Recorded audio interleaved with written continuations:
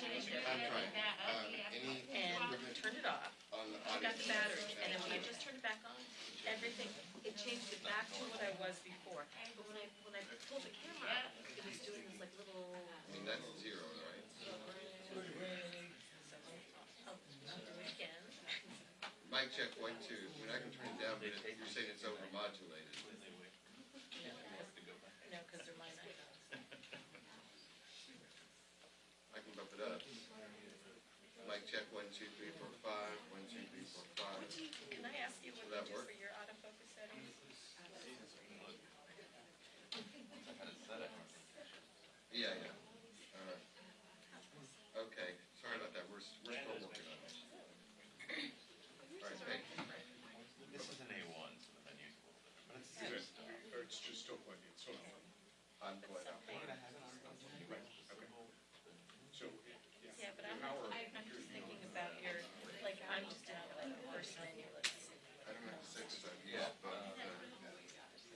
Focus area.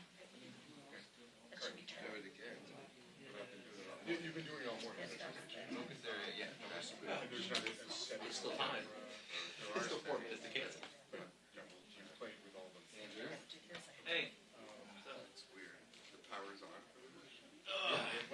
I don't even do auto phase or auto. Yeah, man, that's about you. Right, so I have Yeah, it, it's not bad. I have it where I can, it's right here where I can turn it on Yes, or off. you get it. I like shoe check, but I don't like it. I got my regular shoe. Focus area limit. That's just the different autofocus options. There's the judge moving on the Trump city. Yeah, no, I suspect that's the case. Imagine there's not gonna be back and forth. Oh, that's right. Essentially doing that. Face eye autofocus. It was Monday. So that's the button I have on and off. 25th. Do you think what the government has suggested that they want to see it, that they want to see it, could come out with that? I don't know. Steve, you want to test this? Human auto. Chad and Steve, 1, 2, 3. I know this face eye thing. Okay. Oh, really? Autofocus tracking sensor. I played with this yesterday. I made it less sensitive. That's how quickly it jumps. Tell me that they're going to port it. Oh, I have it on. Oh, yeah. I know. Like, and when you're actually there, too, everything's Aperture drive and all of that. Yeah. As you're talking, it's grayed out. The weather will still probably be good. Like, I mean, it's better to go when it's No. so once I can turn it Autofocus shutter. That's what I have. That's the front button. I'll clear the What's that? And I changed We it didn't go to to add 3 autofocus so that it focuses ahead of time. Porto is on the water. Because normally it wouldn't go to focus until I press the button if I was aiming at something. So it pre-autofocuses. I figured maybe that would help. It's like, Yeah. I'll kill your password. I don't do that. Full day. Kill it. do you? Focus area auto. I don't know what that is. Okay. Well, we Display autofocus area. I actually am.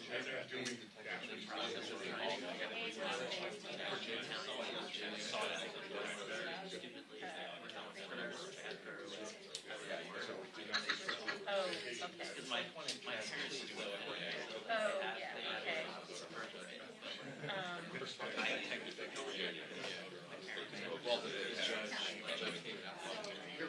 So I have to go.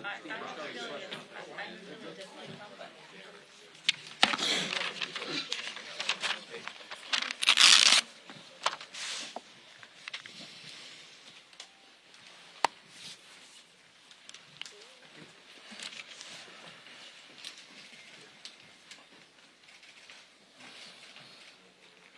All right.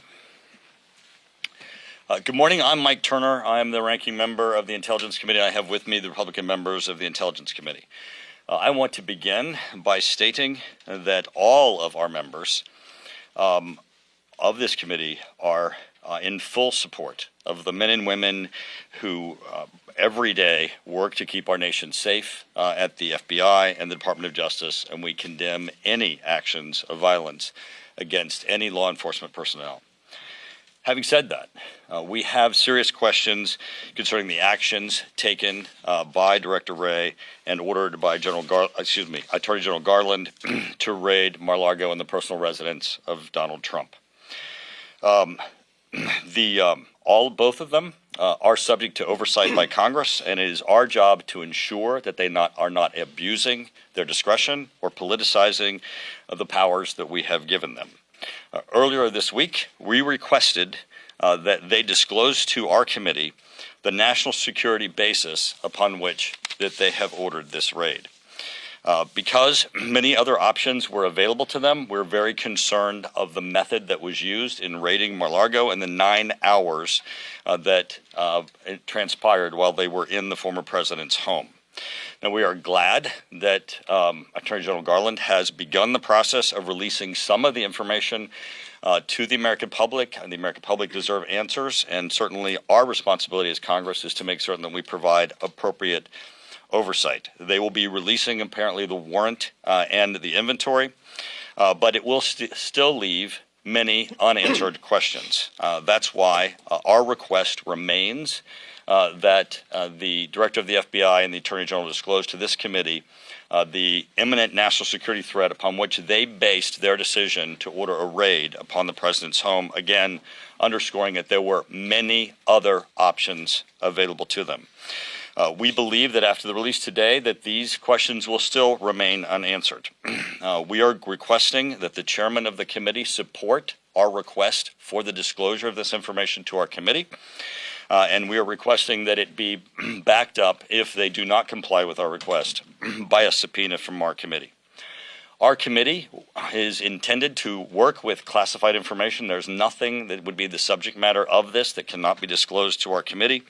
And we also are the committee that deals with the issue of national security threats, and we want to know what was this imminent national security threat upon which this was based. Next, we are also very concerned about the disturbing reports that there was an informant, perhaps someone even undercover, at Mar-a-Lago or around former President Donald Trump. And today we are also sending a letter to Director Wray demanding that he disclose to us the process by which that informant was utilized or that informant was placed. What is the relationship between the FBI and the person that has reportedly been utilized in this process? Now, we have a number of members who are going to speak. Each of us come with a background in national security and issues of classified information. This is an issue that requires oversight, and we're going to continue to demand this information. At this point, I would like to turn it over to Brian Fitzpatrick. Thanks, Mike. Brian Fitzpatrick from Pennsylvania, former FBI agent. I want to start by saying, no matter what angle you're looking at this from, this is a tough time in our country. We have too much distrust in too many of our institutions that are at the fabric of our democracy, and our country simply cannot survive a perpetuation of that distrust. We got to fix it across the board. It's incumbent upon all of us to do that.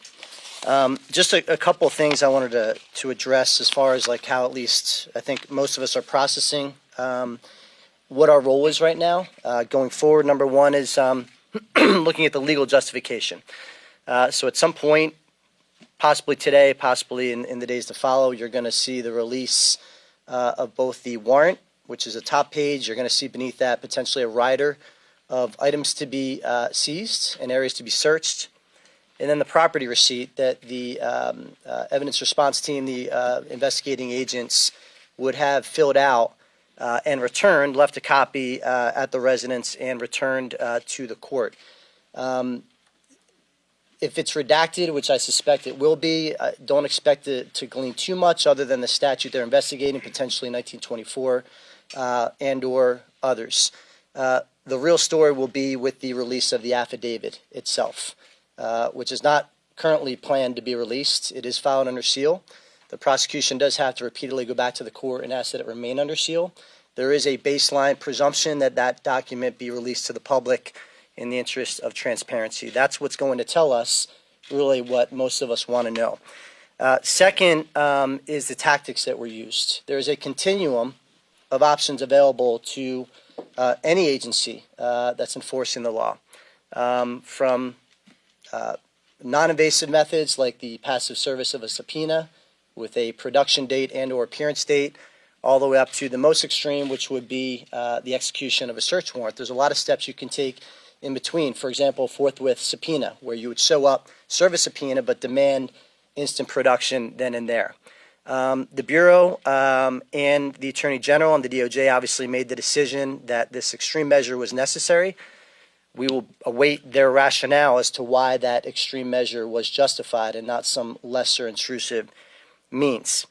The next thing that I think we all need to look at is the parity in the enforcement of the law. We've seen many cases involving national security information, Sandy Berger, Hillary Clinton, and the like. The public needs to know that the law is being enforced equally when the circumstances dictate. And then lastly, something that I'm concerned about, which is why we want to get to the bottom of this, is the impact that this perpetual distrust across a lot of these institutions is going to have, in this case, on our national security apparatus. As FBI agents, we cannot do our job. I'm a former agent, obviously. We cannot do our job without the support of the public. That's the core necessity to keeping our country safe, and FBI agents, DEA agents, all the agents doing their job. We have to be able to go to the public, recruit sources, have sources introduce undercovers. We needed to be able to knock on someone's door, and when we show them the FBI badge and credential, that they respect it, that they invite us in and they share information with us. That's how we kept our country safe. If we ever get to a point where we lose the faith of the public, it impacts all of us. It impacts our national security. And that's what we're trying to get to the bottom of here. It's in all of our interests to do it. As Mike said, we love our law enforcement officers. We would protect and defend them. We thank them for their service. But when we have a brewing matter of distrust, we have to get to the bottom of it and fix it. Not just for the sake of this individual instance, but for the sake of our counterterrorism cases, our counterintelligence cases, our cybersecurity cases, all of the critical cases that all of our federal law enforcement agencies are working on to keep us safe. So with that, we will invite our conference chair, Elise Stefanik. Thank you, Brian. Elise Stefanik, House Republican Conference Chair, Representative for New York's 21st District, member of House Intel and House Armed Services Committee. House Republicans are committed to immediate oversight, accountability, and a fulsome investigation to provide needed transparency and answers to the American people regarding Joe Biden and his administration's weaponization of the Department of Justice and FBI against Joe Biden's political opponent.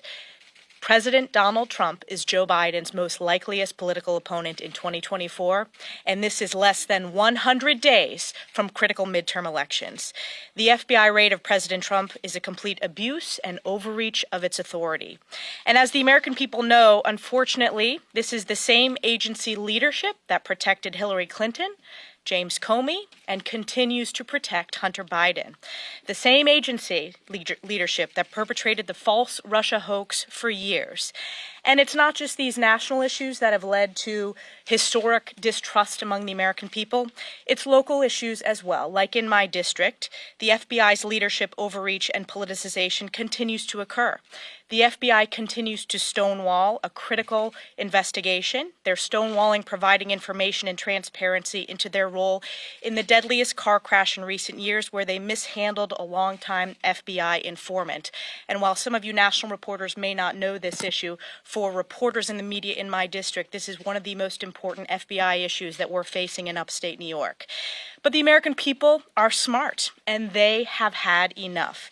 It is unfortunately why there is a fundamental lack of trust in these agencies, and the American people deserve answers.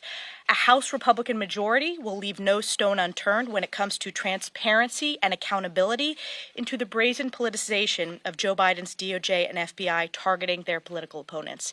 And with that, I yield to my colleague, Brad Wenstrup from Ohio.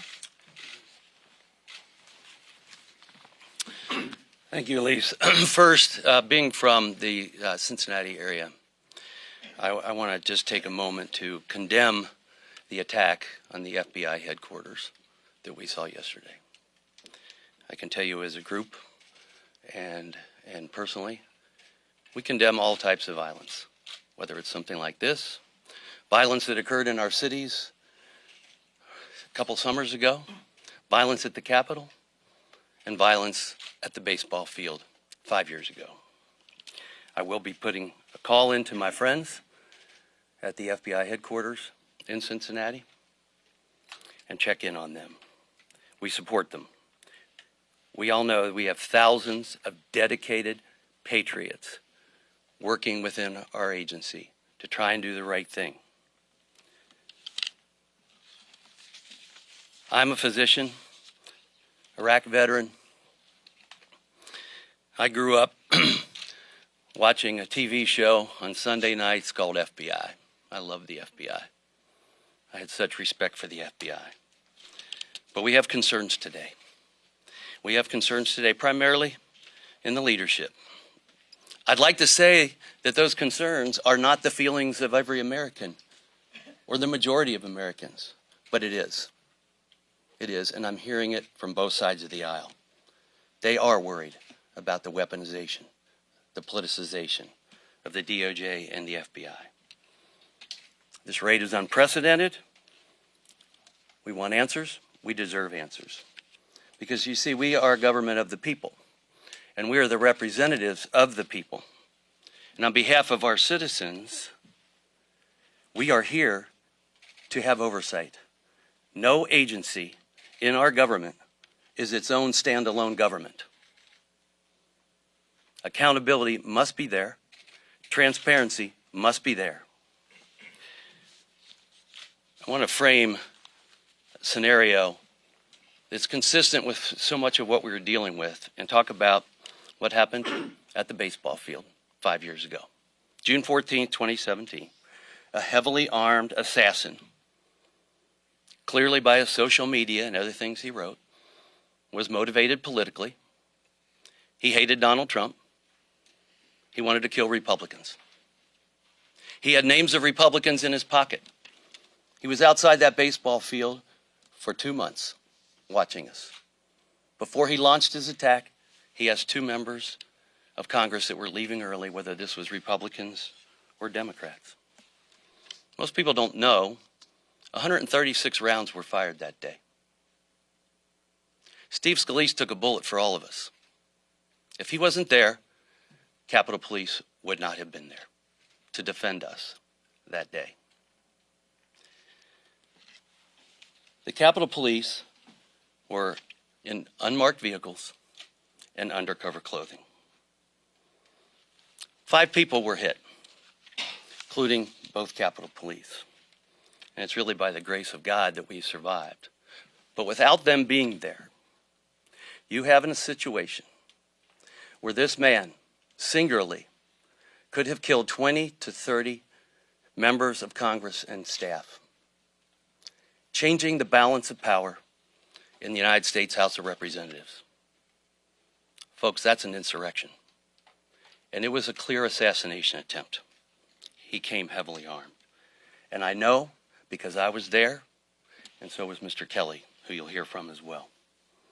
He had his hit list. He knew what he was doing.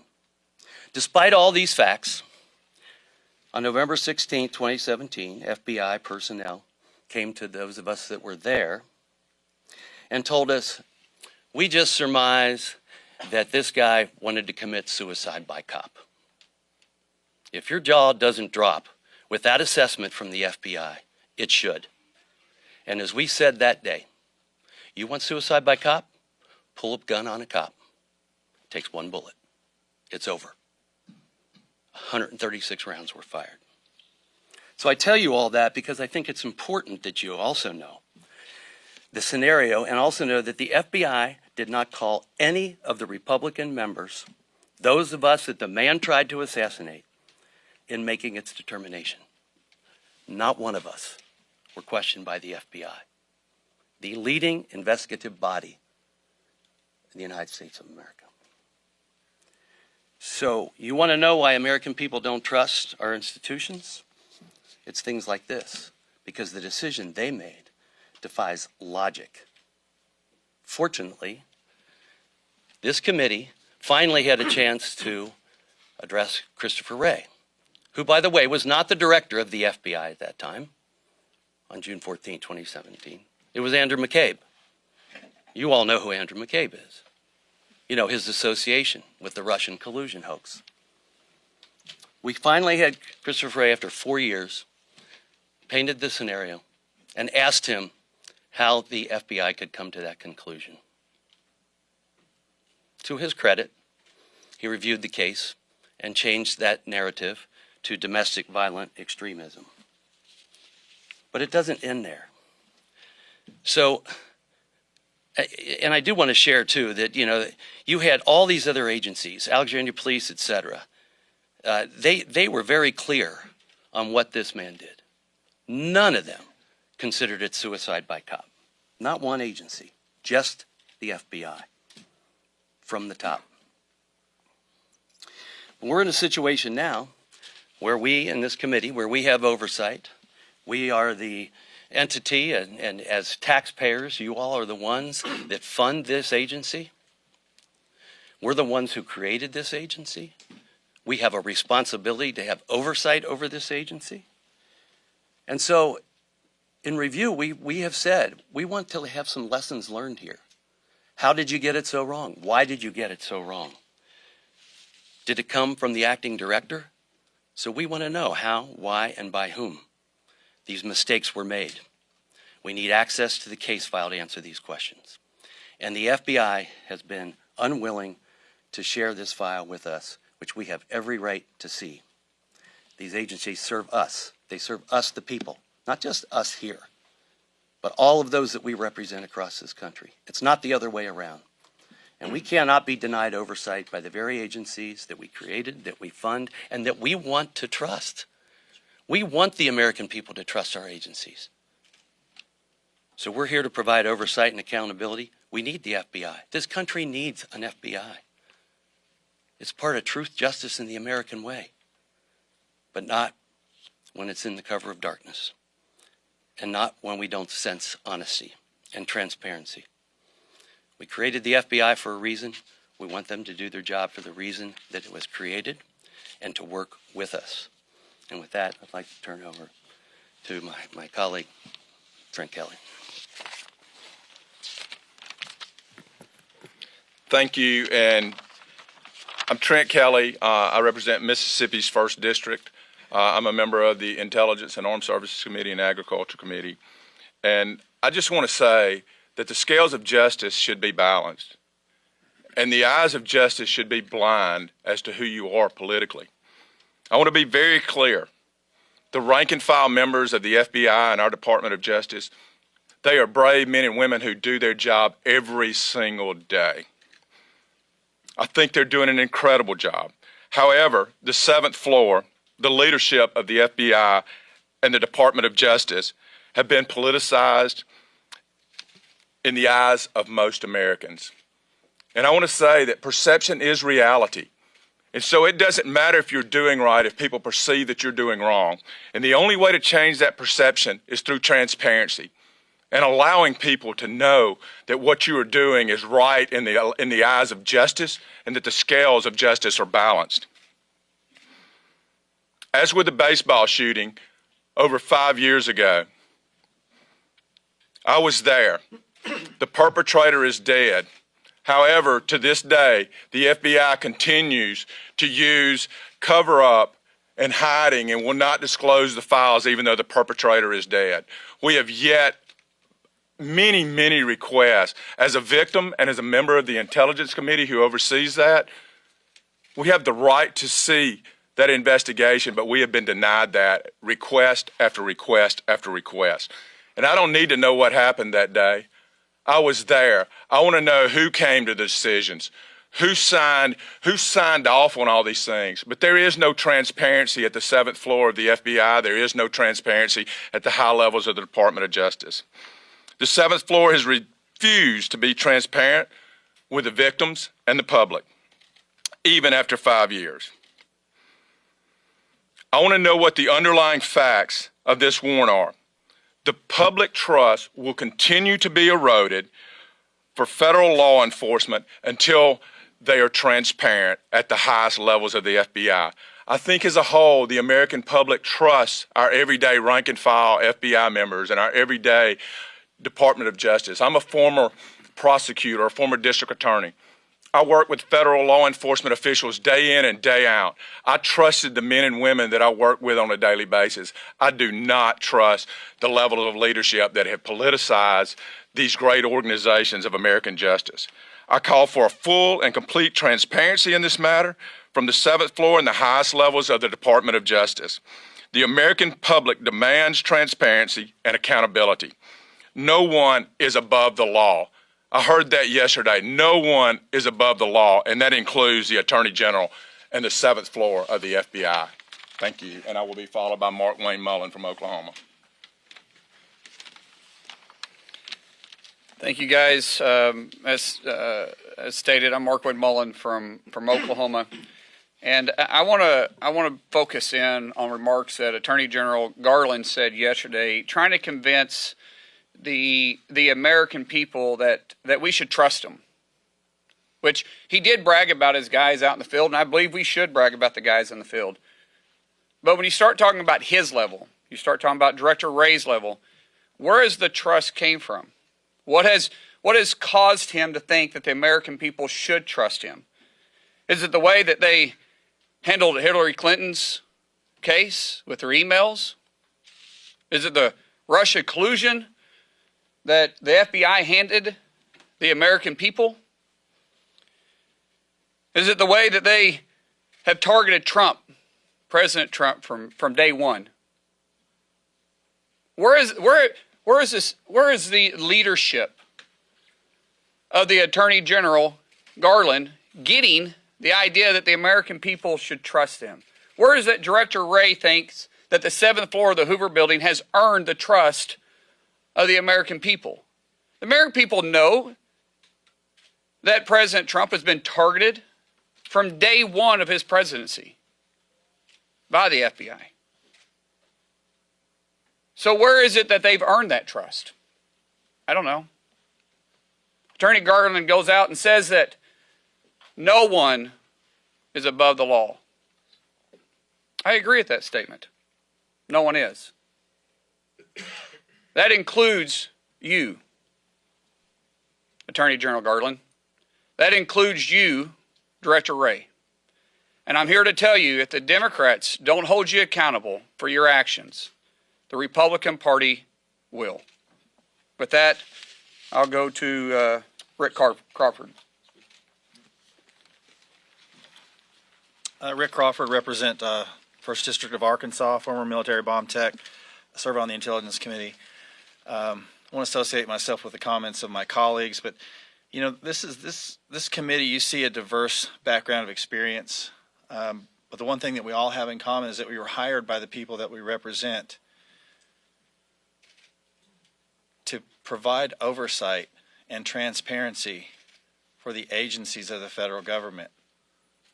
As was indicated earlier, this is a government of the people, by the people, and for the people. These individuals, whatever agency they work in, they work for the people that hired us. It's our job to oversee these agencies. And when we make requests repeatedly of agencies to bring forth documents that we're entitled to see on behalf of the people that hired us to be here, it's a slap in the face to the American people. This is why you see the erosion of trust. And to the point that they've made, look, we all have occasion to interact with FBI field offices, whether that be in Little Rock, Arkansas, Jackson, Mississippi, Salt Lake City, Utah, Tulsa, Oklahoma. It doesn't matter. We all interact with these federal agencies, and we have, some more than others, have interacted with the FBI. And to those individuals who work in those field offices, you know, God bless you. Every day you're involved in exercising on behalf of the American people that degree of fidelity, bravery, and integrity that you swore to. The problem is not with you. The problem is with, as was indicated here, the 7th floor of the Hoover Building. Your leadership is failing you, and it's failing the American people. And it's brought us to this point now where we see our phones have been blown up by our constituents, likening what we're seeing today to what is seen in third world countries. And this is not something we can allow to stand. I'm pleased to introduce my colleague from Utah, Chris Stewart. Chris Stewart from Utah. Much that is necessary to be said is already said here, so I'm going to be very brief and just a couple personal observations. As a former Air Force pilot, I've spent a lot of time around the world I believe the United States has a truly unique, a truly extraordinary responsibility to the rest of the world.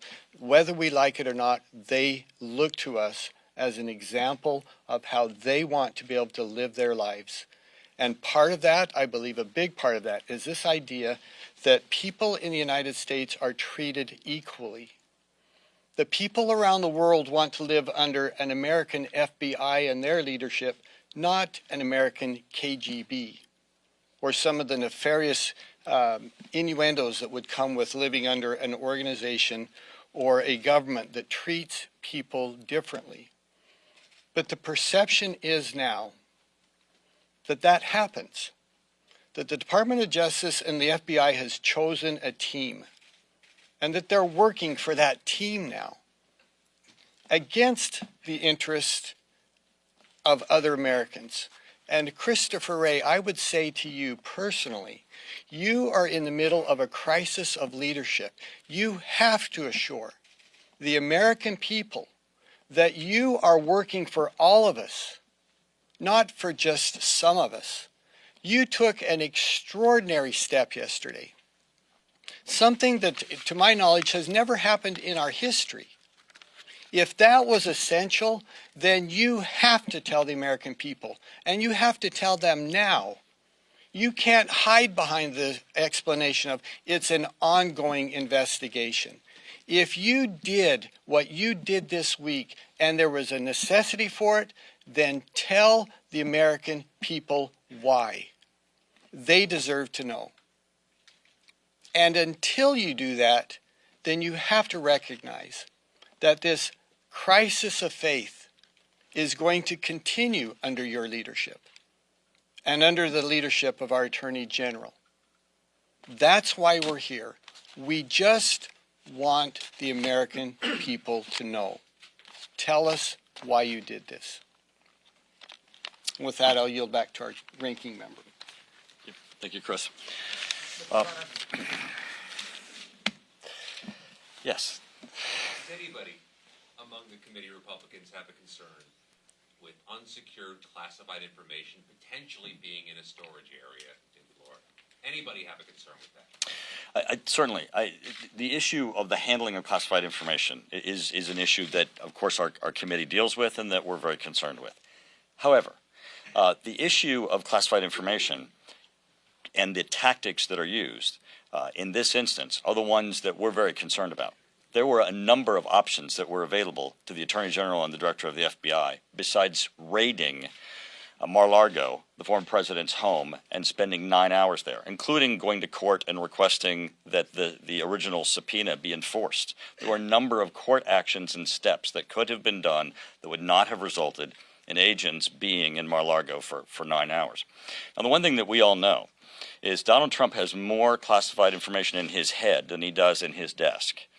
But yet they claim that there was an immediate need to enter his residence, and our committee deals with intelligence and national security issues, so we are demanding disclosure to this committee what was the national security basis that was an apparent immediate threat requiring this action opposed to all the other actions that they could have taken.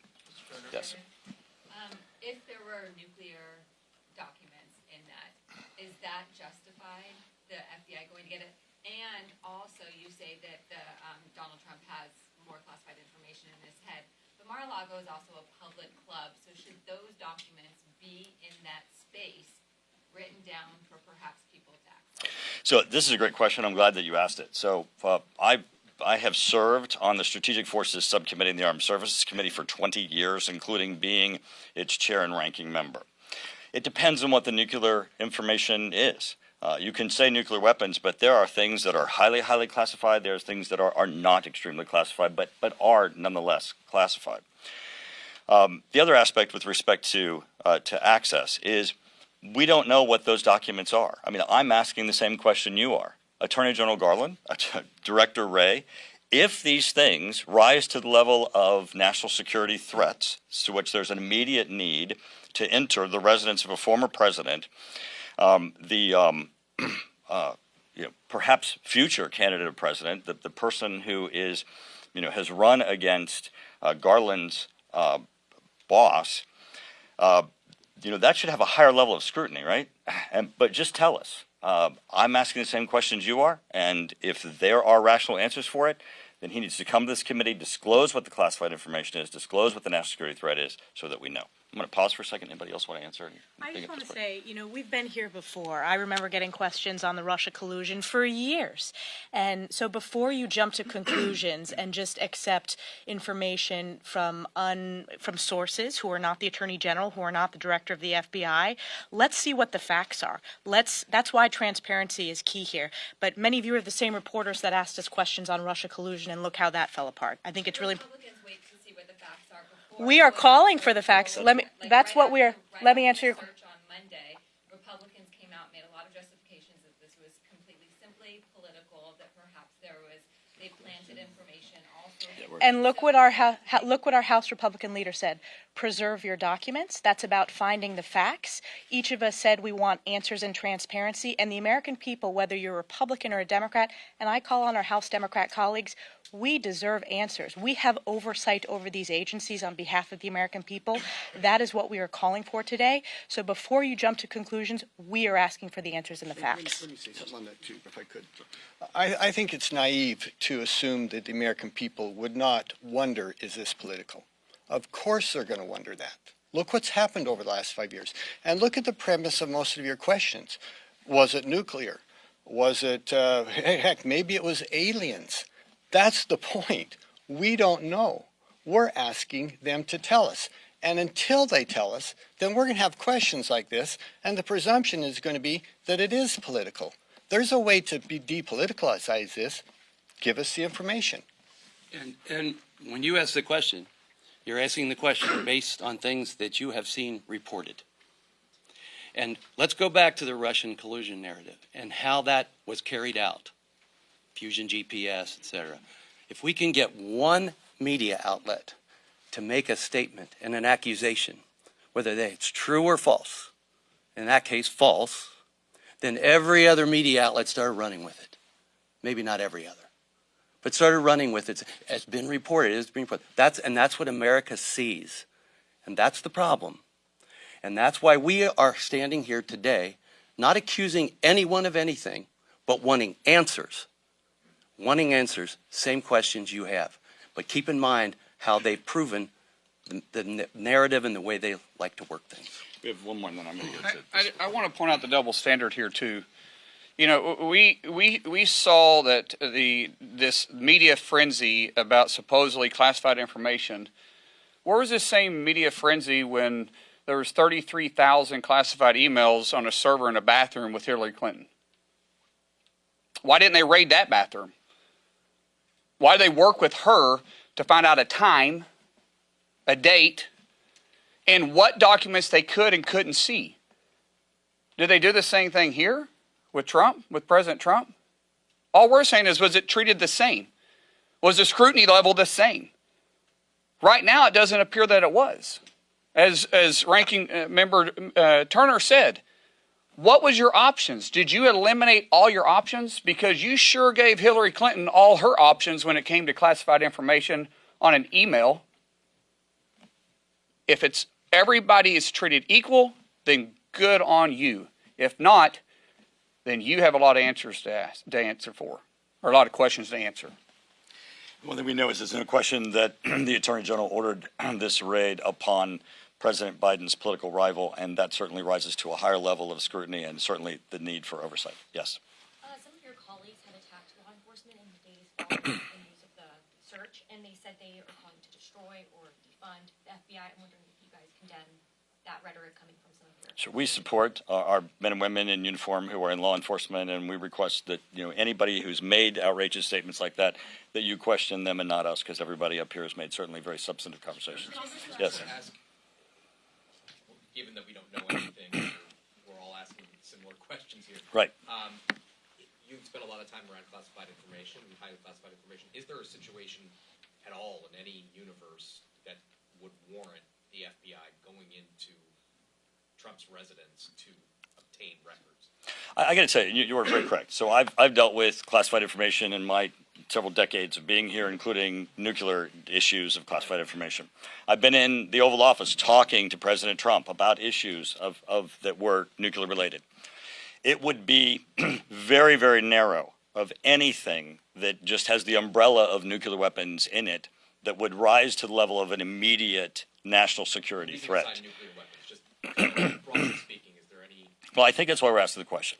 I mean, there are a number of things that that they could show us, and I don't want to speculate on what those would be, that would obviously rise to the level of maybe you didn't have any options, but I'd be very, very, very surprised as to what those are, considering the breadth of what they could have done besides this, including going to court, trying to enforce the subpoena, demanding that the documents be produced in court, besides going into his residence and spending 9 hours. It would be, and again, also knowing that President Steele, except in the Situation Room, largely with policy issues, it would be highly unusual for a president to have anything, even in the Oval Office, that rises to the level of an imminent national security threat. Yes. On the affidavit, I know that's not part of what's expected to be released.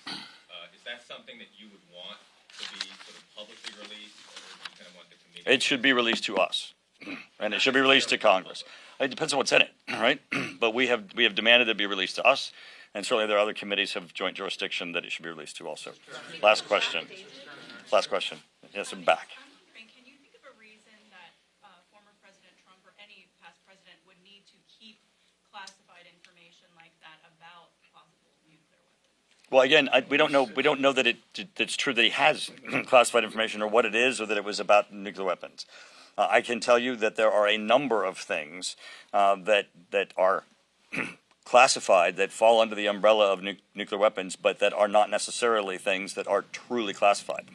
And many of them you can find on your own phone as we stand here. And if they fall within that category, they're not an imminent national security threat that would rise to the level of you have to raid Donald Trump's home and spend 9 hours there.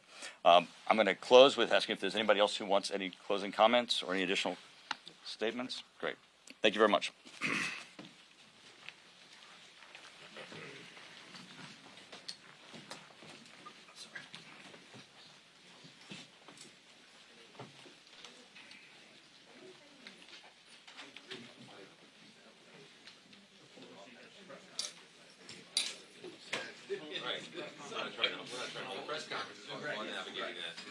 Correct. You know what I mean? What's up, brother? How you doing? I'll send this back. Here, do you want to turn this back now? Let me see if we can. Yeah. Okay. Let me, maybe right before the